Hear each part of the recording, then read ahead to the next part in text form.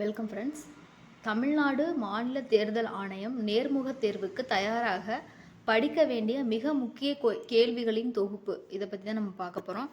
So இந்த பிடிஎஃப்ல வந்துட்டு மாநில தேர்தல் ஆணையம் முன்னுரை, வேட்புமனு தாக்கல், தேர்தல் குற்றங்கள், தமிழ்நாடு மாநில தேர்தல் ஆணையம், தமிழ்நாடு ஜனவரி கரண்ட் அஃபேர்ஸ், இது எல்லாத்தையுமே நம்ம பார்க்க போகிறோம். ஸோ பிடிஎஃப் வேணுன்ற நபர்கள் வந்துட்டு டிஸ்கிரிப்ஷனில் டீட்டெயில்ஸ் கொடுத்துருக்கோம். ஸோ அதை கிளிக் பண்ணி நீங்கள் வந்துட்டு பிடிஎஃப் பர்ச்சேஸ் பண்ணிக்கலாம். ஃபஸ்ட்டு டாபிக் பார்த்துடலாம். மாநில தேர்தல் ஆணையம் முன்னுரை. மாநில தேர்தல் ஆணையம் எதற்காக அமைக்கப்பட்டது? ஆப்ஷன் சி, உள்ளாட்சி தேர்தல். மாநில தேர்தல் ஆணையம் எந்த தேர்தலை நடத்துகிறது? பஞ்சாயத்து மற்றும் நகர்ப்புற. மாநில தேர்தல் ஆணையம் அரசியலமைப்பின் எந்த கட்டுரையின் கீழ் உள்ளது?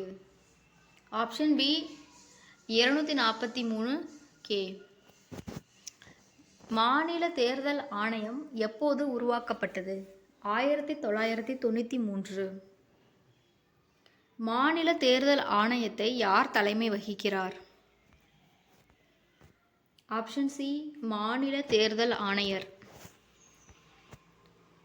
மாநில தேர்தல் ஆணையரை யார் நியமிக்கிறார்? ஆப்ஷன் பி, ஆளுநர்.